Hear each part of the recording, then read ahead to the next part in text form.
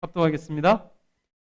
예수께서 권능을 가장 많이 행하신 고을들이 회개하지 아니하므로 그때에 책망하시되 화했을진저 고라시나 화했을진저 벳세다야 너희에게 행한 모든 권능을 두로와 시돈에서 행하였더라면 그들이 벌써 베옷을 입고 제에 앉아 회개하였으리라. 내가 너희에게 이르노니 심판날에 두로와 시돈이 너희보다 견디기 쉬우리라. 가버나움아 내가 하늘에까지 높아지겠느냐 음부에까지 낮아지리라. 내게 행한 모든 권능을 소돔에서 행하였더라면 그 성이 오늘까지 있었으리라. 내가 너희에게 이르노니 심판날에 소돔 땅이 너보다 견디기 쉬우리라 하시니라. 그때에 예수께서 대답하여 이르시되 천지의 주제이신 아버지여 이것을 지혜롭고 슬기 있는 자들에게는 숨기시고 어린아이들에게는 나타내심을 감사하나이다. 옳소이다. 이렇게 된 것이 아버지의 뜻이니이다. 내 아버지께서 모든 것을 내게 주셨으니 아버지 외에는 아들을 아는 자가 없고 아들과 또 아들의 소원대로 계시를 받는 자 외에는 아버지를 아는 자가 없느니라. 수고하고 무거운 짐진 자들아 다 내게로 오라. 내가 너희를 쉬게 하리라. 나는 마음이 온유하고 겸손하니 나의 멍에를 메고 내게 배우라. 그리하면 너희 마음이 쉼을 얻으리니 이는 내 멍에는 쉽고 내 짐은 가벼움이라 하시니라. 아멘.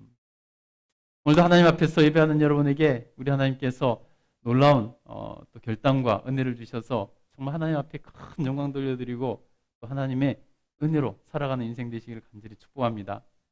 오늘은 우리 수고하고 무거운 짐진 자들아 내게로 오라 라는 제목으로 은혜를 나누고자 합니다. 여러분 인생살이가 좀 어떠세요? 정말로 이제는 조금 수월해지고 이제 좀 편해진 분들도 있을 것이고 특별히 청년들 같은 경우는 이제부터 더 힘든 날들이 많이 남아있는 그런 시간들을 보내야 될 것입니다. 그래서 우리 인생살이가 참 때로는 고단하고 힘들 때가 참 많다는 것을 느낍니다. 그러면 여러분 우리 삶의 무게의 짐은 이 근본적으로 원인이 어디에 있는 것일까요? 왜 인생을 이렇게 살아가는 것이 힘들고 어려운 것일까요? 그래서 정말 너무 힘들어서 너무 어려워서 정말 괴로워하는 그런 사람들이 너무나 많지 않습니까? 코로나 상황 가운데서 자영업자들 특별히 더 힘들고 어렵다고 이렇게 아우성을 치고 있고 우리나라가 잘 살고 이제 선진국의 반열에 되었는데 여전히 자살률은 세계 1위를 달리고 있는 그런 상황 가운데 있습니다. 참 사는 것이 힘들고 어렵다는 거죠. 여러분 우리가 이렇게 사는 것이 힘든 세상이 되어버린 이유가 무엇일까요? 하나님께서는 우리 인간을 이 땅에 창조하실 때 아담과 하와를 창조하실 때 너무나 복된 존재로 창조하셨습니다. 그래서 그들은 이 세상의 어떤 피조물과도 비교할 수 없는 존재로 하나님께서 만드셨죠. 그래서 비교할 수 없는 복을 주셨습니다. 사실 여러분 하나님께서 천지를 창조하신 과정을 잘 살펴보면요. 모든 것은 하나님께서 다른 모든 피조물은 인간을 창조하시기 위한 기반 조건으로 이렇게 창조하시는 것을 우리가 느끼고 깨달을 수 있습니다. 첫 번째 빛이 있으라 하셨습니다. 그죠? 빛이 있으라 하셨는데 빛이 있으라 하신 이유도 사람이 살 수 있는 첫 번째 환경이 빛이기 때문에 빛이 있으라 하신 것 아니겠습니까? 그래서 해와 달과 별들을 하나님께서 만드시고 지구를 땅과 바다로 나누시고 사람이 땅에 발을 디디고 살 수 있도록 은혜를 베풀어 주신 것이죠. 이 땅의 자연적인 조화의 순환을 통해서 사람이 살 수 있는 환경을 하나님께서 만들어 주셨고 유지시켜 주시고 있습니다. 그 모든 것이 사실은 우리를 위한 하나님의 은혜죠. 여러분 한번 생각해 보세요. 그 모든 것은 사실은 하나님께는 사실은 아무 소용이 없는 것들입니다. 만약에 하나님께 그 모든 것이 필요했다고 한다면은 하나님께서 인간을 창조하시기로 계획하시기 이전부터 그들이 이미 존재했어야 마땅할 것입니다. 그런데 하나님께서는 인간을 창조하시기로 결정하시고 계획을 세우시는 단계에서부터 바로 그런 것들을 하나님께서 창조하시기로 결심하시고 이뤄 나가시는 것들을 볼 수 있습니다. 여러분, 먹고 살고 정서적으로 안정을 누리고 또 삶의 평안과 부요를 누리는 삶, 그것을 우리 하나님께서는 우리에게 선물해 주셨고 우리는 원래 그렇게 살 수 있도록 하나님께서 은혜를 베풀어 주셨습니다. 그래서 아담과 하와를 만드시고 어디다가 두셔서 살게 하셨죠? 아담과 하와를 어디에 처음에 살게 하셨죠? 에덴 동산에서 살게 하셨습니다. 에덴 동산은 여러분 지금 우리가 말로 표현하자면 낙원이라고 할 수 있는 것이죠. 낙원. 여러분 낙원에서 살아보신 적 있나요? 내가 지금 사는 것이 진짜 낙원 같다 여기고 살아본 적이 있으세요? 여러분 우리가 인생을 살면서 그런 경험을 하기는 참 힘든 것 같습니다. 낙원에서 쫓겨난 이유는 그런 경험을 하고 살기가 힘든 것이죠. 하나님께서 모든 인류의 조상인 아담과 하와를 창조하시고 그 낙원인 에덴에서 행복과 부유함을 누리고 살게 하셨습니다. 하나님의 본래 우리 인생을 향한 계획과 뜻은 그것이었습니다. 그런데 어느 날 사탄이 그들을 유혹합니다. 모든 것을 창조하신 하나님께서 우리 조상인 아담과 하와에게 모든 것을 다 열어놓고 모든 것을 허용하셨습니다. 그러나 딱 한 가지 금하신 것이 있었습니다. 유일하게 딱 한 가지. 하나님의 권위에 대한 부분이라고도 할 수 있고 그래서 그 유일하신 그거 한 가지만 하나님께서 금하셨는데 그 유일한 것을 어기라고 자기가 유혹을 했습니다. 그리고 사람은 그것을 범함으로 하나님을 배신하고 하나님과 같아지려고 하는 그 욕심 때문에 끊임없이 높아지려고 하는 그 욕심 때문에 사단이 너는 그것을 먹으면 하나님과 같이 될 수 있어. 이 한마디에 홀딱 넘어가 버립니다. 그리고 죄를 짓습니다. 여러분 그런데 어이없게도 그것이 그래도 진실이었다면 얼마나 좋았을까요? 그죠? 이걸 먹으면 하나님같이 돼. 그래서 먹고 하나님같이 되었으면 얼마나 좋았을까요? 그렇게 표현은 좀 이상한가요? 제가 강조하려다 보니까 그렇게 표현하는 거예요. 근데 그 모든 것이 다 거짓이었다는 것입니다. 사단이 유혹한 대로 먹어서 하나님같이 된다 그래서 먹어서 하나님같이 되었습니까, 여러분? 되지 않았잖아요, 그죠? 여러분, 우리가 알아야 될 것은 사탄의 속성은 거짓의 영이라는 것입니다. 그럴듯하게 거짓으로 유혹하고 속이고 그 이후에 대해서 책임을 지지 않는 것이 사단 마귀입니다. 그래서 사단 마귀는 거짓의 영이고 또 책임을 지지 않는 그 말에 대해 책임을 지지 않는 그런 자입니다. 그래서 우리는 절대 속아서는 안 된다는 것입니다. 그래서 사단 마귀에 속아서 하나님을 배신한 인간들 아담과 하와는 하나님께 죄를 짓고 벌을 받게 됩니다. 그것이 창세기 3장 16절부터 23절 어떤 벌을 받게 되는지 내용이 나옵니다. 우리 한번 찾아서 읽어볼까요? 제일 앞에 있죠. 창세기 3장 16절부터 23절까지 과정은 제가 다 설명드린 것이고 창세기 3장 오늘 본문은 그대로 펴고 읽어주세요. 창세기 3장 16절부터 23절 한번 읽어보도록 하겠습니다. 제일 앞에 있죠. 같이 길지만은 우리 인생이 왜 이렇게 힘들고 괴로운 삶을 살게 되었는지 하나님 앞에 어떤 벌을 받았길래 이렇게 되었는지 한번 살펴보도록 하겠습니다. 같이 읽겠습니다. 시작. 또 여자에게 이르시되 내가 내게 임신하는 고통을 크게 더하리니 네가 수고하고 자식을 낳을 것이며 너는 남편을 원하고 남편은 너를 다스릴 것이니라 하시고 아담에게 이르시되 네가 내 아내의 말을 듣고 내가 내게 먹지 말라 한 나무의 열매를 먹었은즉 땅은 너로 말미암아 저주를 받고 너는 내 평생에 수고하여야 그 소산을 먹으리라. 땅이 내게 가시덤불과 엉겅퀴를 낼 것이라. 내가 먹을 것은 밭의 채소인즉 내가 흙으로 돌아갈 때까지 얼굴에 땀을 흘려야 먹을 것을 먹으리니 내가 그것에서 취함을 입었음이라. 너는 흙이니 흙으로 돌아갈 것이니라 하시니라. 여호와 하나님이 에덴 동산에서 그를 내보내시어 그 근원이 된 땅을 갈게 하시니라. 아멘. 여러분, 그렇게 해서 인류는 죄의 형벌 아래 노예되었고 고난과 수고와 애씀 안에서 살아갈 수밖에 없는 그런 존재가 되었다는 것입니다. 여전히 우리는 그 아래, 그 영향력 아래 있는 것입니다. 그 낙원에서 쫓겨나 버렸다는 것입니다. 여러분, 사람과 하나님과 관계가 깨어지고 사람과 사람과의 관계도 깨어져서 가족이 가족을 죽이는 지경에까지 이르는 그런 것을 볼 수 있습니다. 땀을 흘리지 않고 살 수 없고 이기적인 존재가 되어서 그 죄에 사로잡혀 살아가는 그 세상에 우리가 살게 되었다는 것입니다.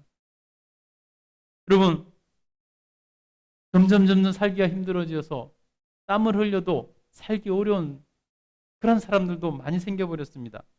그래서 어떤 이들의 입에서는 정말 사는 것이 힘든, 정말 막다름까지 몰리게 되면은 사람들은 그런 소리를 하지 않습니까? 사는 게 지옥이다. 그런 소리까지 하게 되지 않습니까? 여러분, 그것이 바로 죄의 결과라는 것입니다. 이렇게 죄는 저주의 형벌을 불러왔습니다. 여러분, 죄의 가장 큰 해악이 뭔 줄 아세요? 죄의 가장 큰 해악은 바로 하나님과 우리의 관계를 깨트린 것입니다. 하나님과 우리의 관계를 깨트렸어요. 그래서 죄는 하나님과 우리의 사랑할 관계를 깨트렸고, 죄는 하나님과 우리의 관계에서 베풀어 주시는 은혜와 복을 차단하고 그것을 받아 누리지 못하게 하고 있습니다.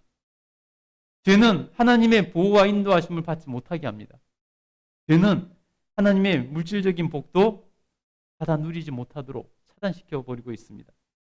그래서 하나님께서는 우리의 그 죄의 문제를 너무나 크게 여기시고 죄의 문제를 해결해야 된다고 말씀하고 있습니다. 어쨌든 그 죄의 문제를 해결해야 그 다음에 하나님과 관계가 회복되고 하나님 주신 복을 누릴 수 있기 때문입니다. 여러분, 그래서 하나님께서는 우리에게 구약시대에는 율법을 주셨습니다. 그래서 그 율법을 통해서 우리가 하나님을 알아가고 하나님 말씀에 순종하고 말씀대로 사는 그런 삶을 살길 원하셨습니다. 그런데 여러분, 그 누구도 그것을 충족할 만한 사람은 나타나지 않더라는 것입니다. 그래서 하나님께서 또 다른 은혜를 주셨습니다. 우리에게 선물을 주신 거죠. 바로 예수 그리스도를 구주로 영접하여 하나님과의 관계의 회복을 누릴 수 있는 은혜를 주셨다는 것입니다. 그래서 예수 그리스도를 이 땅에 보내주셨고 예수 그리스도 통해서 구원의 길을 열어주셨다는 것입니다. 그리고 또 한 가지는 우리 인간에게 회개라는 놀라운 도구를 주셨습니다. 회개라는 놀라운 은혜의 방편을 허락해 주셨다는 것입니다. 우리에게 다시 말해서 용서받을 수 있는 길을 열어주셨다는 것입니다. 여러분, 용서받을 길이 없는 경우, 용서받을 길이 없는 인생은 참으로 불행한 것이죠. 여러분, 만약에 내가 누군가에게 죄를 지었는데 그것을 용서받을 길이 없다고 생각해 보세요. 얼마나 힘들고 어렵겠습니까? 회개를 통해서 우리는 죄의 용서를 받을 수 있고 하나님과 관계를 회복할 수 있고 또 하나님께서 베푸르신 은혜와 복을 누릴 수 있게 해주셨다는 것입니다. 그래서 우리는 이 회개를 잘 알아야 되고 회개의 은혜를 잘 누려야 되는 것입니다. 그래야 우리가 하나님 앞에서 이 땅에 살아가면서 죄가 가로막고 있는 하나님과 관계, 죄가 가로막고 있는 하나님께 주시는 복을 차단하고 있는 그것을 허물어뜨리고 다시 은혜를 누리고 복을 누리는 삶을 살 수 있게 된다는 것입니다. 그 방편이 우리에게 하나님께서 회개라는 방편을 우리에게 주셨다는 것입니다. 오늘 본문에서 예수님께서 고라신과 벳세다 가버나움을 남물하시고 저주하고 계신 것을 볼 수 있습니다.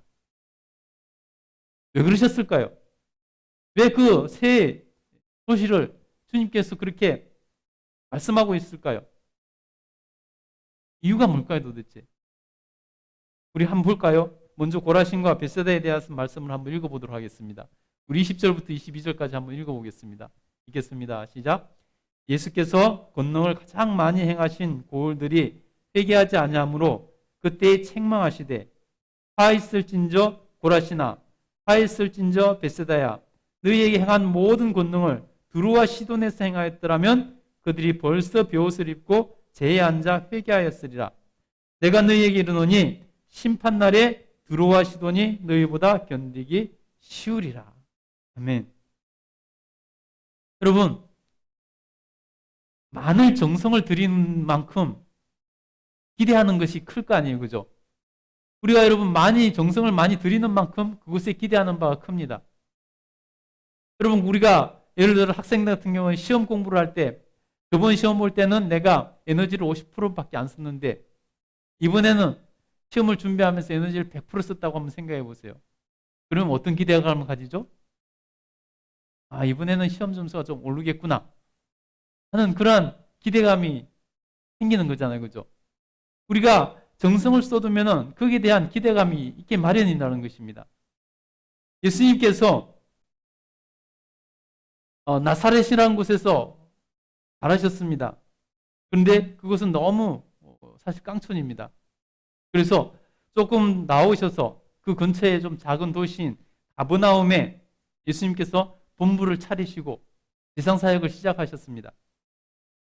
자연히 가버나움과 그 인근 지역에서 가장 많은 활동을 하셨을 것입니다.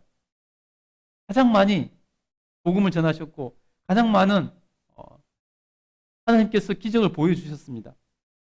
그런데 그곳에 구원을 받은 변화가 일어나지 않는 것입니다. 그럼 무엇으로 그것을 알 수 있냐면요, 그곳에 회개가 일어나지 않았음을 주님께서 지적하고 있습니다. 그래서 그곳을 주님께서 저주하고 계신 것을 볼 수 있습니다. 화가 있을 것이라고 선포하고 계신다는 것입니다. 지금 예수님께서 무엇을 나무라고 계십니까? 바로 고라신과 벳세다가 회개하지 않는 것, 회개가 일어나지 않는 것을 주님께서 나무라고 계신다는 것입니다.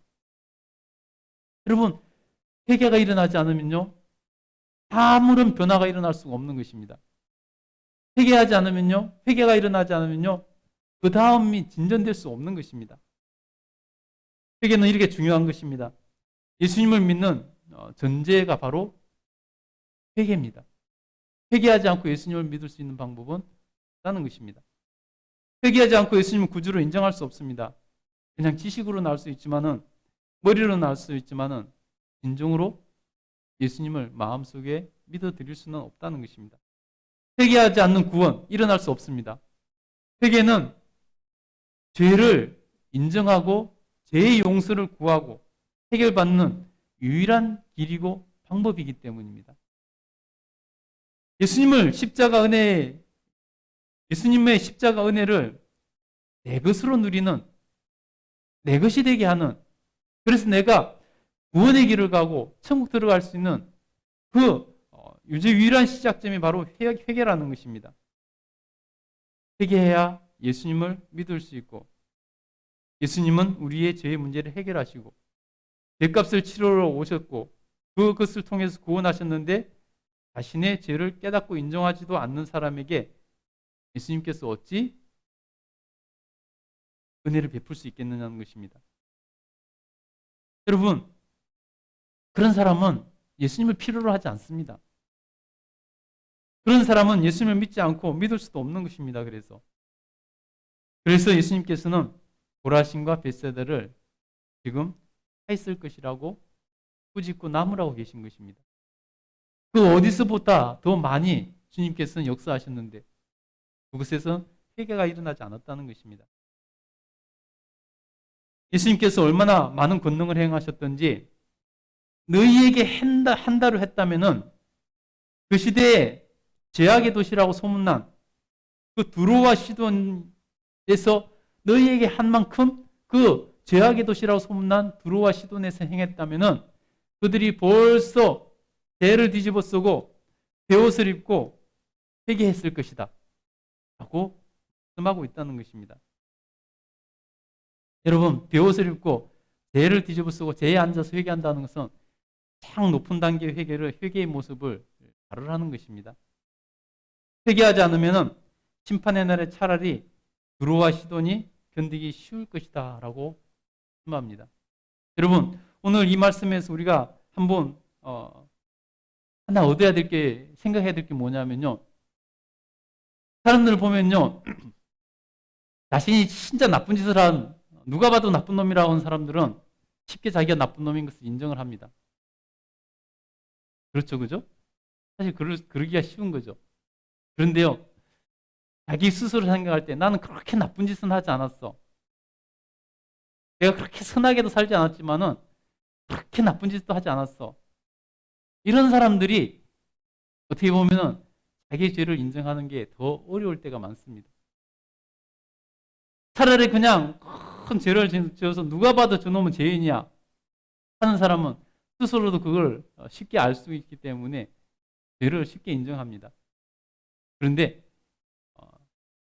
자기가 나는 그렇게 나쁜 짓을 하지도 않았고 내가 그렇게 선하게 살지도 않았지만은 그렇게 나쁜 짓도 하지 않았어 하는 사람들은 죄의 개념에 대해서 잘 모르기 때문에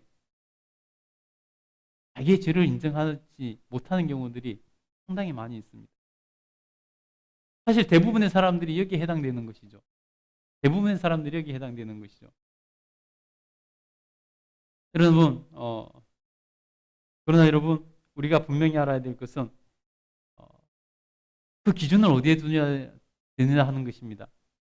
여러분, 죄의 기준은요, 우리가 살아가면서 대한민국 헌법, 법전에 있는 것이 아니라, 기준이 있는 것이 아니라, 우리가 그 기준을 다른 사람과 비교해서 그 기준을 두는 것이 아니라, 결국 심판하실 그분이 어떤 심판을 하시냐, 어떤 기준으로 하시는가, 그것을 기준으로 우리가 살펴봐야 된다는 것입니다. 그러면 내가 죄인인 것은 너무나 쉽게 명백하게 드러나는 것입니다. 그래서 우리가 성경을 기준으로 삶을 살아야 되는 것이고 성경을 우리가 기준으로 우리가 생각을 해야 되는 것입니다.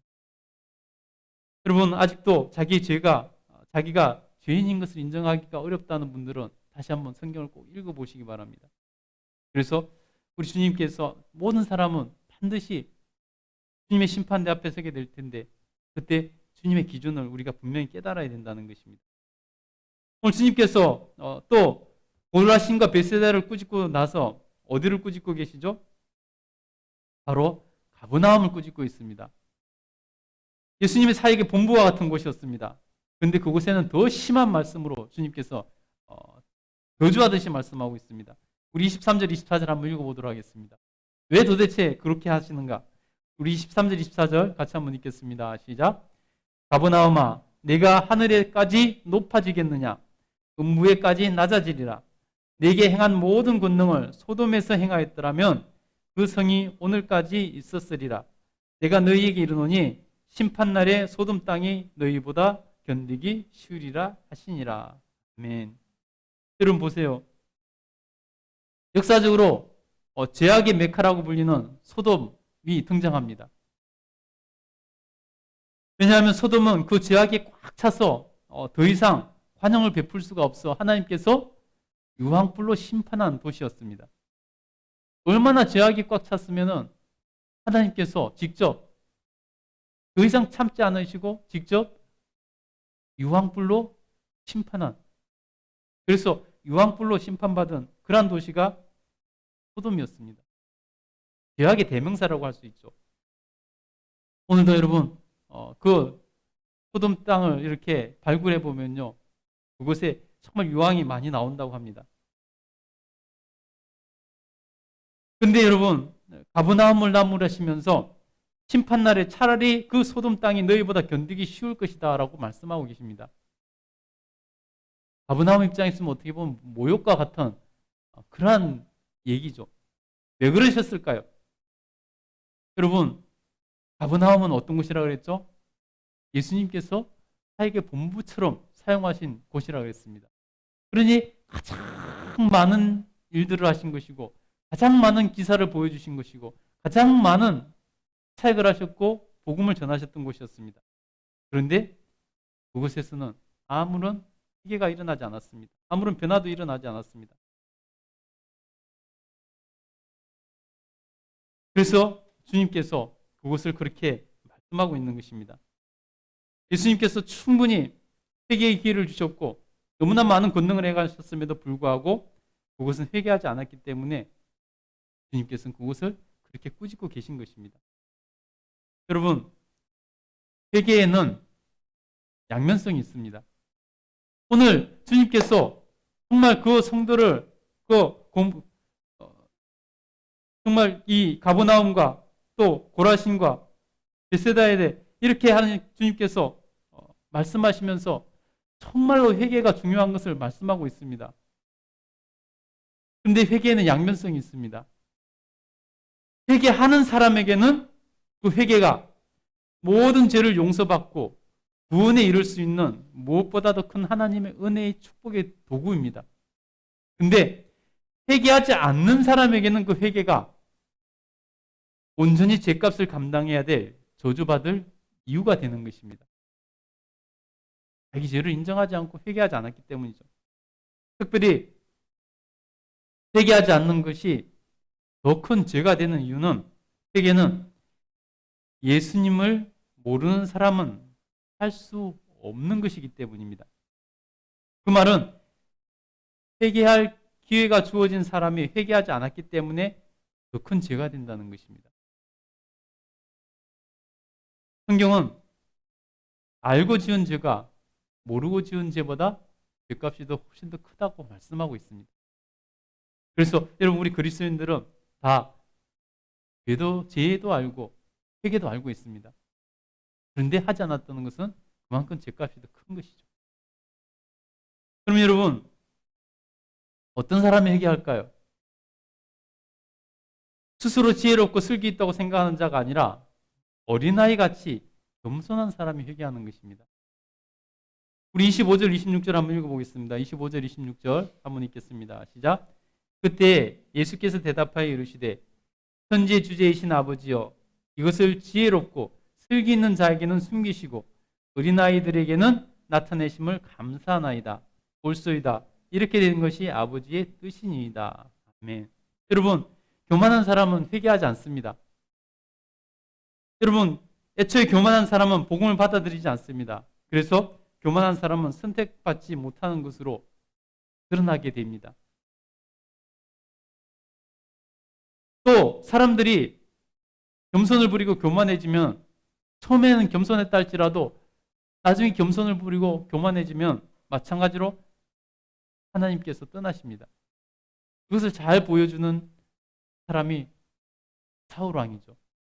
사울이 이스라엘의 초대 왕으로 하나님 앞에 선택되어 세움받을 때 여러분 그가 겸손했기 때문에 하나님께서 세우셨다고 분명히 말씀하고 있습니다. 사무엘을 통해서 말씀하시잖아요. 너가 겸손할 때 하나님께서 너를 왕으로 세우셨다. 그런데 지금은 네가 교만해져서 하나님을 거역하고 하나님보다 너를 자신을 더 우선시하고 하나님 뜻보다 네 생각이 더 앞서니 이제 하나님께서 너를 버리셨다라고 말씀하지 않습니까? 그러니 여러분 우리는 교만을 경계해야 되는 것입니다. 내 마음이 교만해지지 않을까 항상 경계해야 된다는 것입니다.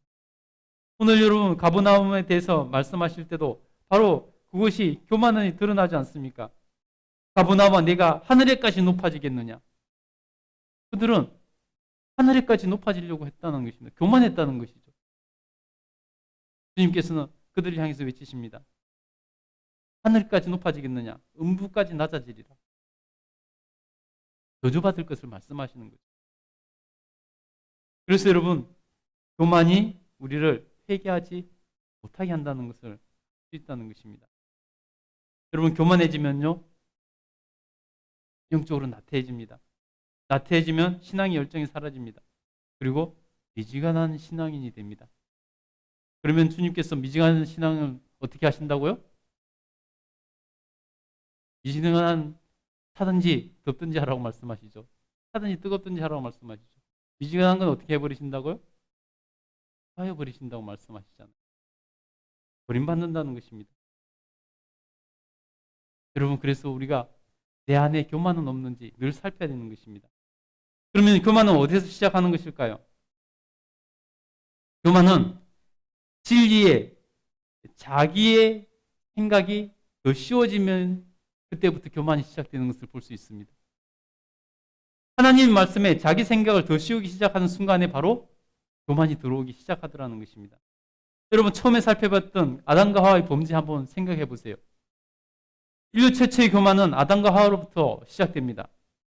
사실 하와로부터 시작되는 거죠. 사단이 딱 살펴보니까 아담보다 하와가 더 교만해질 가능성이 많아 보이니까 아담을 선택한 것이 아니라 하와를 선택해서 교묘하게 유혹하는 것을 볼 수 있습니다. 여러분, 그 사건을 쭉 읽어보면요, 그때 하와가 결정적으로 사탄의 꼬임에 넘어가는 순간이 언제인 줄 아십니까? 바로 하나님의 말씀에 자기 생각이 더 씌워지는 순간에 그때 넘어갑니다. 사탄의 유혹에 그때 넘어갑니다.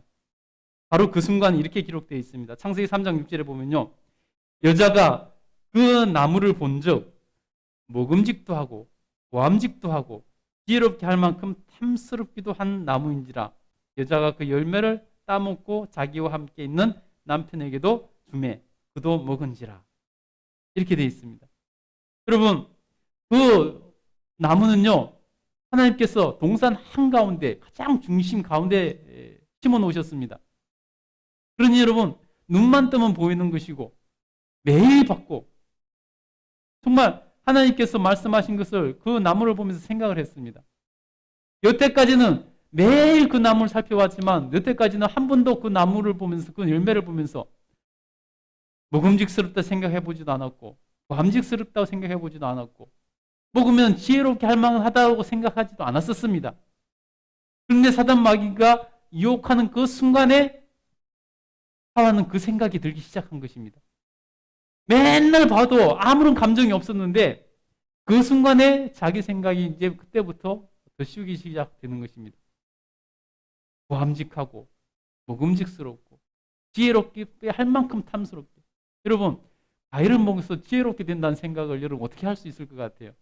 여러분, 정말 먹음직스러운 여기 사과가 있다면 그걸 보면서 이거 먹으면 지혜롭게 될 것 같아, 이런 생각이 들겠어요, 여러분? 그냥 맛있다는 생각은 들 수 있겠잖아요, 그죠? 탐스럽다는 생각까지는 들 수 있겠죠. 근데 그걸 보면서 야, 저걸 먹으면 정말 내가 지혜로워질 것 같아, 솔로몬처럼 지혜로울 것 같아, 이런 생각은 하기가 힘든 거죠. 근데 지금 하와는 그런 단계까지 넘어갔다는 것입니다. 자기 생각을 하나님 말씀에 씌우기 시작했습니다. 하나님께서는 그 과일을 절대 먹지 말라고 말씀하셨는데, 그래서 하나님 말씀을 거역하고 급기야 이제 그것을 하나님께서 금하신 그것을 어기고 먹게 되었지만, 먹게 되었어. 여러분, 죄를 범하는 것을 볼 수 있어요. 교만한 마음이 그런 결과를 낳게 됐다는 것입니다. 그래서 하나님을 배신하게 된 것이고, 그 결과는 우리가 아까 읽어봤듯이 비참한 그런 형벌로 이어지는 것을 볼 수 있습니다. 하나님의 벌을 받아서 나군에서 쫓겨나고 인류는 처참한 고통 가운데서 살아가는 존재가 되었다는 것입니다. 여러분, 교만이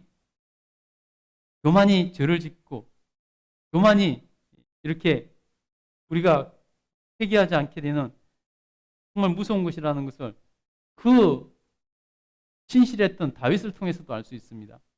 다윗의 평생에 정말 가장 큰 오점이라고 할 수 있는 사건, 바세바를 범한 그 사건을 보시면 여러분 어떻게 진행됩니까? 우리가 그렇게 좋아하는 다윗도, 그렇게 하나님께 사랑받는 다윗도 하나님께 버림받을 뻔했습니다. 다윗이 왕이 되었을 때였습니다. 주변 국가들과 영토 문제를 어느 정도 다 정리하고 났을 때, 전쟁이 거의 끝나갔을 때 늘 전쟁터에 나가서 지내던 그 다윗이 이제 부하들이 왕한테 이렇게 말했습니다.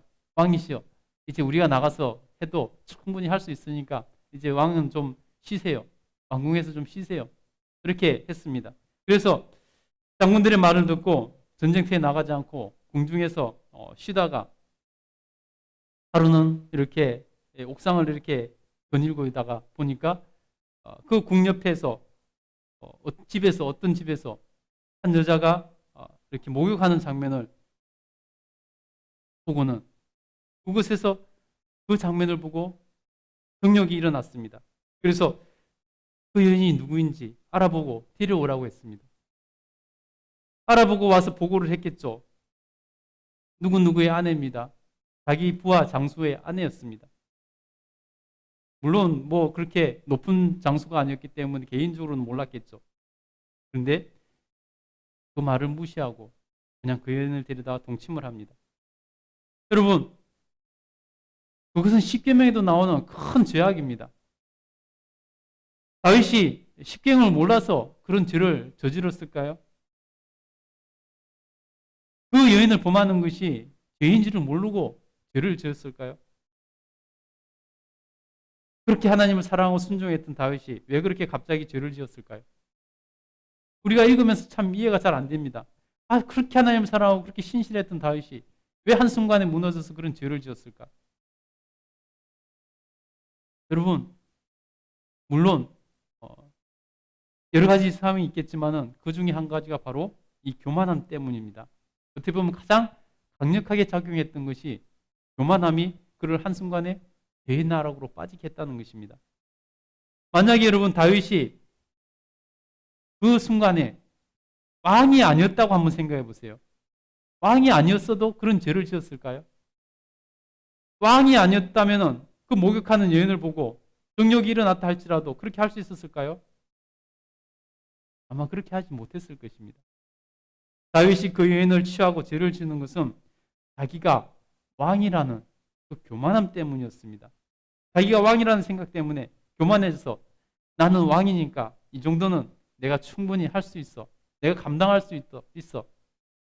그런 마음이 들었겠죠.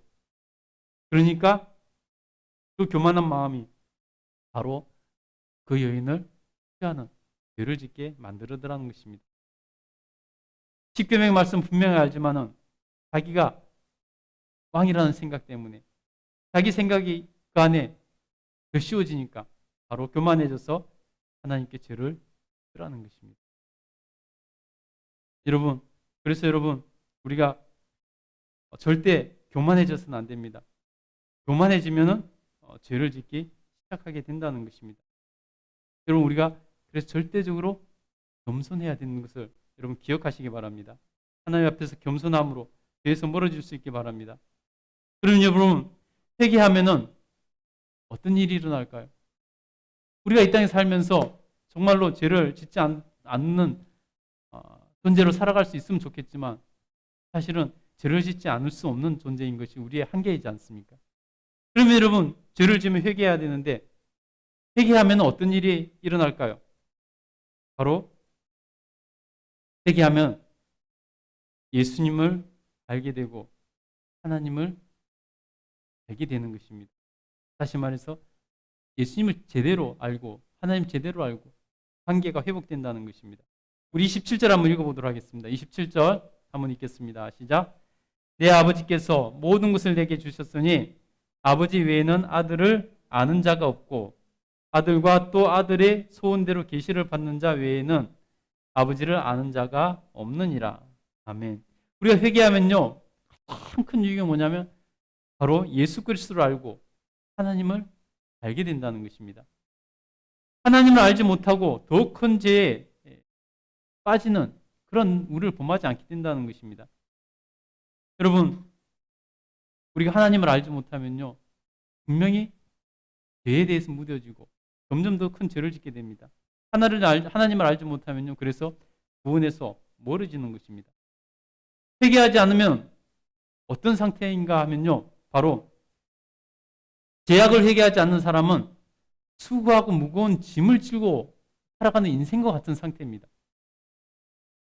죽지 않고 겨우 살아갈 정도의 그 수고하고 무거운 짐을 지고 가는 사람과 같은 그러한 상태라는 것입니다.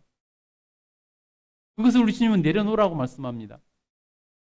우리 28절 읽어보겠습니다. 28절 읽겠습니다. 시작. 수고하고 무거운 짐진 자들아 다 내게로 오라. 내가 너희를 쉬게 하리라. 여러분, 회개는요, 물론 현상적으로 보면은 죄에서 돌이켜 의로 가는 것이, 완전히 돌이키는 삶을 사는 것이 회개입니다. 그런데요, 근본적으로 보면 회개가 뭐냐면요, 바로 예수님께 나오는 것입니다. 예수님과 친밀한 관계가 회복되는 것이 그게 근본적으로 회개입니다. 예수님과 관계가 회복되고, 그래서 예수님과 동행하는 삶을 사는 것, 이것이 근본적으로 회개입니다. 그래서 회개하면요, 수고하고 무거운 짐진 우리 인생이 예수님을 만남으로 주님께서 우리를 쉬게 해주시는 은혜를 누리는 것입니다. 그래서 주님께서 말씀하시는 것입니다. 수고하고 무거운 짐진 자들아 다 내게로 오라. 너희가 돌아신 베세다 가버나움에 대해서 회개를 선포하셨잖아요. 그죠? 회개 안 한다고 그렇게 이렇게 저주를 선언하셨잖아요. 그러고 나서 하는 말씀인 것입니다. 다 내게로 오라. 그러면 내가 너희를 쉬게 하리라. 여러분, 다 내게로 오라는 것은 너희가 회개하고 돌이키라는 것입니다. 수고하고 무거운 짐진 상태에서 살아가는 우리 인생을 주님께서, 우리가 회개하고 주님께 돌아오면 주님께서 우리를 쉬게 해주시겠다라고 말씀하는 것입니다. 그러니 여러분, 회개가 우리에게 얼마나 큰 유익이고 복인지를 우리가 알아야 된다는 것입니다. 여러분, 깊이 회개의 유익을 깨닫고 정말 죄에 대해서 철저하게 정말 악한 것을 깨닫고 죄의 싹이 사망이라는 것을 깨닫고 주님 앞에서 정말 회개를 통해서 주님 앞에 나옴으로 여러분, 주님 주시는 쉼을 얻을 수 있게 되기를 간절히 축복합니다. 그래서 회개하고 새로운 삶을 살아야 됩니다. 회개하면 주님께서 우리에게 안식을 주시는 것입니다. 우리 29절 30절 마지막으로 한번 읽어보겠습니다. 29절 30절 한번 읽겠습니다. 시작. 나는 마음이 온유하고 겸손하니 나의 멍에를 메고 내게 배우라. 그리하면 너희 마음이 쉼을 얻으리니 이는 내 멍에는 쉽고 내 짐은 가벼움이니라 하시니라. 아멘.